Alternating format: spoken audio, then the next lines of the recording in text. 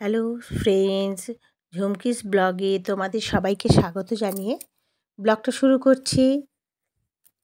এই ব্লগটা পুরোপুরি তোমরা দেখো, আশা করছি তোমাদের ভালো লাগবে। অনেক দিন পর আমি আজ ডেলি ব্লগে নিয়ে তোমাদের সামনে চলে এলাম। আর দেখো, সকালবেলা চা আর বিস্কুট খাওয়া হয়ে গেছে। জল খাবারে আজকে তেমন কিছু খাইনি, দুধ ছিল, দুধ মুড়ি খেয়ে নিয়েছি। তাই ওটুকু না দেখিয়ে আমি এখান থেকেই স্টার্ট করলাম। আজকে রান্নার সরঞ্জাম নিয়ে বসে পড়েছি কুটনো কাটতে। বাঁধাকপি আছে, পালং শাক আছে, আর ফুলকপি, গাজর সব নিয়ে বসে পড়েছি সাজিয়ে গুছিয়ে একদম। রোজই মনে হয় কি রান্না করব এক সমস্যা। রোজই ফুলকপি, বাঁধাকপি, এখন তো এই চলছে, নয় পালং শাক, পেঁয়াজকলি। অবশ্য শীতকালে প্রচুর পরিমাণে বাজার পাওয়া যায়, সবজি থাকে, তাই গরমকালের মতন এতটা অসুবিধা হয় না, অনেক কিছু সবজি খাওয়া যায়। তবে আজকে আমি করছি বাঁধাকপির তরকারি। অনেক দিন বাঁধাকপির তরকারি খাওয়া হয়নি, তাই ভাবলাম বাঁধাকপির তরকারিটা করে ফেলি। আর এই বাঁধাকপিটা দেখো অনেকটা বড়, তাই ভাবলাম এই বাঁধাকপিটা সবটা করে ফেললে বিকালের দিকেও, রাত্রিবেলায় বাঁধাকপিটা দিয়ে রুটিটা খাওয়া যাবে। আর বাঁধাকপি দিয়ে রুটি খেতে ভালোই লাগে, খারাপ লাগে না। তাই পুরো বাঁধাকপিটাই আমি কেটে ফেলছি, রান্না করে রেখে দেবো। শীতকালের বেলা আর সন্ধেবেলার পর থেকে না আর মনে হয় না যে রুটি তরকারি এত কিছু করতে ইচ্ছাই করে না। তাই ভাবলাম তরকারিটা থাকলে রুটিটা করে নিতে সুবিধা হবে। এই মনে করে বাঁধাকপিটা সবটাই কেটে ফেলেছি, রান্না করে রেখে দেবো বলে। একটা বাঁধাকপি কাটা হয়ে গেছে। আর আজকে বাঁধাকপিটা যেহেতু শুকনো শুকনো করবো, এটা তো আর ঝোলঝোল করা যায় না, এই শুকনো শুকনো বাঁধাকপি হবে, তার সাথে একটু ডালের প্রয়োজন। ডাল ছাড়া বাড়ির কেউই মাখা ছাড়া খেতে পারবে না। ভাত তো একটু মেখে খেতে এলে সুবিধা হয়, আর বাঁধাকপি তো ঝোল হবে না, একটু শুকনো শুকনো হবে, তাই ডালের প্রয়োজন। ভাবলাম একটা নিরামিষই মুগের ডাল করি। মুগের ডাল দিয়ে আর এই সবজি ডাল করব। একটু ফুলকপি, গাজর, কড়াইশুঁটি সব দিয়ে সবজি ডালটা করব ভাবলাম। শীতকালে অনেকগুলো সবজি পাওয়া যায়, তাই অসুবিধা হয় না। এই সবজি ডালের জন্য সবজিগুলো কেটে নিলাম। আর কেটেছি সবজি ডাল দিয়ে বেগুন ভাজাটা খেতেও ভালো লাগে।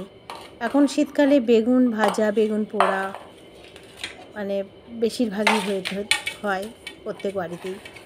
তাই মুগের ডালের সাথে বেগুন ভাজাটা খেতে ভালো লাগবে, তাই বেগুন ভাজা কেটে নিলাম। আর কেটেছি পালং শাক। পালং শাকটা একটু রসুন আর শুকনো লঙ্কা ফোড়ন দিয়ে ভাজবো। আর হবে মাছটা বেসিনে জলে দিয়ে রেখে এসেছি। স্নানটা সেরে নিলাম, জানি স্নানটা হয়ে গেলে একটা বিরাট বড় কাজ মিটে যায়। আর ঠান্ডা পড়েছে বলে আমি নিচের বাথরুমে স্নান সেরে চুলটুল আঁচড়ে নিই নিচের ঘরে, কেননা আবার সেই ওপরে যেতে গেলে অনেকটা দেরি হয়ে যায়। এবার চলে এলাম যথারীতি রান্নাঘরে। আমাদের তো রান্নাঘরে আসতেই হবে, রান্নাঘর ছাড়া উপায় নেই। বেশিরভাগ সময়টাই প্রত্যেকটা বাড়ির মহিলাদের রান্নাঘরেই কেটে যায়। আজকে বাঁধাকপিটা করবো অনেকটা বড়ই, তাই বড় কড়াটাই রান্না করব ভাবলাম। ডালটা সেদ্ধ বসিয়ে দিয়েছিলাম আর ভাতটা সেদ্ধ বসিয়ে দিয়েছিলাম। ভাতটা বসিয়ে স্নান করতে গেছিলাম। স্নান সেরে এসে দেখি ভাতটা উঠে গেছে, ডালটাও মোটামুটি সেদ্ধ হয়ে গেছে। তাই সবজিগুলো কড়াই ভেজে ফোড়ন দিয়ে, জিরে, শুকনো লঙ্কা, তেজপাতা ফোড়ন দিয়ে ডালটা সাঁতলে নিলাম। আর তার সাথে অবশ্যই সবজিগুলো ভেজে নিয়েছি একটুখানি হালকা করে, দিয়ে মুগের ডালটা করছি। কিন্তু মুগের ডালটা একটু মিষ্টি মিষ্টি হয়, মুগের ডাল তো ঝাল হবে না, এতে একটুখানি চিনি দিতে হয় মুগের ডালে। কিন্তু আমি চিনি দিই না, আমি সুগার ফ্রি খাই বলে সুগার ফ্রিটাই দিয়ে থাকি ডালে। 2-4টে সুগার ফ্রি দিয়ে দিলাম, তাহলে একটু মুগের ডালটা মিষ্টি মিষ্টি হবে। মিষ্টি মিষ্টি মুগের ডাল খেতে ভালো লাগে। আর তার সাথে থাকবে বেগুন ভাজা আর বাঁধাকপির তরকারি। বাড়ির সবাই এত সুন্দরভাবে খেতে ভালোবাসে না, তাই কার সাথে কোনটা খেতে ভালো লাগবে সেটা আমাকে বলে দিতে হবে না, ওরাই সব জানে। কিন্তু তা সত্ত্বেও করে করে এমন অভ্যাস হয়ে গেছে আমার যে মুগের ডালটা হলে বেগুন ভাজা দিয়ে খেতে সবাই খুব পছন্দ করবে। তাই সবারই কথা মাথায় রেখেই যে কোনো কিছু রান্না করতে যাই যখন সবাই কথা মাথায় রেখেই আমি রান্নাগুলো করি, যাতে সবাই তৃপ্তি করে খেতে পারে। আমার একটু কষ্ট হলেও ওরা যেন সবাই ভালোভাবে খেতে পারে, তাই সবসময় সবারই কথা মাথায় রেখেই রান্নাবান্না করি। ডালটা আমার সাঁতলানো হয়ে গেল, এবার দেখো বাঁধাকপিটা বসাবো। তাই জিরে দিয়েছি, শুকনো লঙ্কা দিয়েছি, একটু হিং দিয়েছি। আমি বাঁধাকপি তরকারি করতে গেলে একটুখানি অল্প করে হিং দিই। আর দিচ্ছি দেখো পেঁয়াজ কুচি, জিরে জিরে করে একটু পেঁয়াজ কেটে রেখেছিলাম, তেলের মধ্যে দিয়ে দিলাম। আর ডুমো ডুমো করে আলু কেটে রেখেছিলাম বাঁধাকপিতে দেওয়ার জন্য, ওই পেঁয়াজ আলুটাও ওই তেলেই দিয়ে দিলাম। এবার একটুখানি নুন দিয়ে নাড়াচাড়া করতে হবে, লাল লাল করে ভেজে নিতে হবে। আর এর মধ্যে দিয়ে দেবো রসুন। রসুনটা তেলে দিলে, তেলে ভাজা হয়ে গেলে রসুনটাতে কাঁচা রসুনের গন্ধ থাকবে না, তাই আমি সবসময় ভাবছি পেঁয়াজের সাথে কাঁচা রসুনটা দিয়ে দিই। এই যে রান্না হয়ে গেছে মোটামুটি। আজকে বিশেষ কিছু রান্না করিনি, বাঁধাকপির তরকারি, বেগুন ভাজা, ডাল আর মাছ ভাজা। মাছ ঝাল করিনি, মাছ ভাজা খেতেই ভালো লাগে বেশি। এই মাছটা কড়া করে ভেজে রেখে দিয়েছি। রান্না কমপ্লিট হয়ে গেছে, স্নান তো সেরেই রেখেছি, কেননা স্নান সেরে হয়ে গেলে রান্নার পর আমি গরম গরম ভাতটা সবাইকে খেতে দিয়ে দিতে পারি। এবার টেবিলে নিয়ে চলে এসেছি রান্নাঘর থেকে সমস্ত খাবার, টেবিলে বসে খাবারগুলো দিয়ে দিতে খুব সুবিধা হয়। খাওয়া দাওয়া মিটে গেছে, এবার ঘরে চলে এসেছি। খানিকটা পানি ফল কিনে রাখা হয়েছিল ফ্রিজের মধ্যে, পানি ফলটা দেখতে পেয়ে ভাবলাম যে না, পানি ফলটা নিয়ে চলে যাই, খেয়ে নিই, কেননা পানি ফলগুলো পড়ে থেকে পচে যাবে। আর এরকম আমার অনেক ফল খেতে ভুলে যাই, আজ খাবো কাল খাবো করে ফলগুলো লাস্টে শুকিয়ে গিয়ে ফেলে দিতে হয়। তাই খুব বকা খাই এই নিয়ে, যে ফলটা খাই না ফেলে সেই নিয়ে খুবই বকা খাই। তাই আজকে যেহেতু সকালে এই পানি ফলটা খেতে ভালো লাগে, তাই পানি ফলটা নিয়ে বসে পড়েছি। আর সাথে একটা লেবু নিয়েছি, কেননা খেতে খেতে অনেকটা বেলা হয়ে গেছে। তারপর মুগের ডাল খেয়েছি, মুগের ডালটা তো এমনিই অম্বল হয়, তার উপরে পানি ফল খেয়েছি, আবার লেবুটা খাচ্ছি তো খুব ভয় ভয়েই খাচ্ছি। তাই একটা লেবুই নিয়েছি, কমলা লেবু। এই সময় কমলা লেবুটা খেতেও খুব ভালো লাগে, আর এই কমলা লেবুটা না খুব মিষ্টি ছিল, খুব মিষ্টি।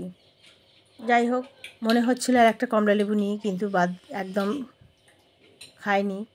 মনে হলেও মনকে দমিয়ে রেখে দিয়েছিলাম, কেননা এই কমলা লেবুটা বেশি পরিমাণে খেলে আবার অম্বল টম্বল হয়ে যাবে, সেই ভয়ে আর কমলা লেবু নিয়ে নিই। ওই একটাই দুজনে মিলে হাফ করে খেয়ে নিয়েছি।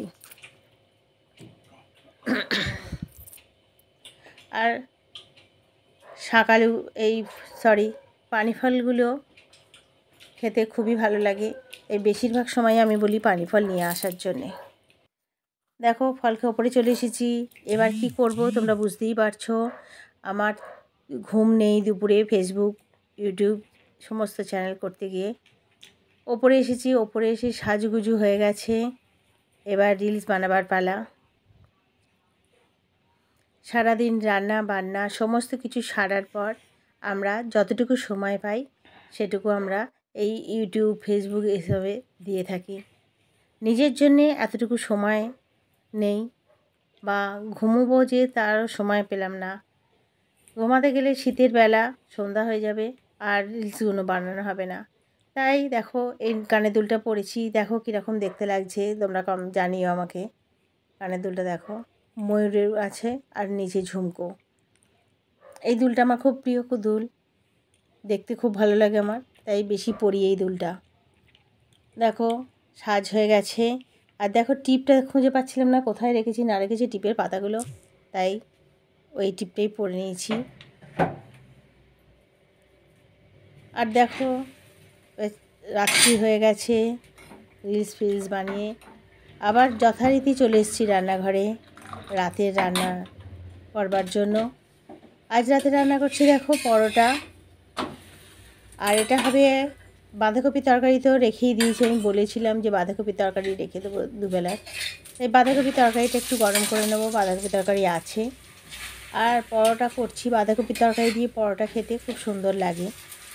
তোমরা যারা যারা খাওনি একবার করে খেয়ে দেখবে, পরোটা দিয়ে বাঁধাকপির তরকারি খেতে খুব ভালো লাগে। আর পাশে বাটিতে বসিয়ে দিয়েছি দুধটা ফুটে ফুটে একদম মরে যাবে, ক্ষীর হবে। এই ক্ষীরটা আমি আমার ছেলের জন্য করে নিচ্ছি, আমার ছেলে ক্ষীর খেতে খুবই ভালোবাসে, তাই ছেলের জন্য ক্ষীরটা করছি। আর এখন তো খেজুর গুড়ের রসগোল্লা সবাই জানো, রসগোল্লা আনা আছে, তাই আমরা রসগোল্লা খাবো। ওর জন্যে ক্ষীর করে দিচ্ছি, কেননা পরোটা দিয়ে ক্ষীর খাবে বলেছে, তাই বসিয়ে দিচ্ছি। কেননা ক্ষীরটা করতে অনেকটা সময় লাগে, দুধটা মানে গ্যাসটা কমিয়ে সিমের মধ্যে করে দিই, তাই আস্তে আস্তে হতে থাকে। প্রচণ্ড ঠান্ডা লেগেছে বন্ধুরা, জানো তো, এত ঠান্ডা লেগেছে কি বলবো, আসতে গেলে গলা সর্দি এসে যাচ্ছে। আর দেখো পরোটাগুলো মচমচে করে বেশ সুন্দর করে ছেঁকে নিয়েছি, আর দুকুল হয়ে ফুলে গেছে পরোটাটা, দেখে তো পেয়েছো। আর দেখো ময়দার পরোটা দেখতেও সুন্দর লাগে, সাদা সাদা দেখতে লাগে। পরোটা হয়ে গেছে, দেখো বরমশাইকে দিয়ে দিয়েছি একবারে। এই যে খেজুর গুড়ের রসগোল্লা বাঁধাকপির তরকারি দিয়ে পরোটা খেতে বসে গেছে একদম সোজা হয়ে। যাই হোক, খাওয়া দাওয়া মিটে গেছে, ওষুধ খাওয়া হয়ে গেছে, এবার শোবার পালা। এখানেই ব্লগটা শেষ করছি,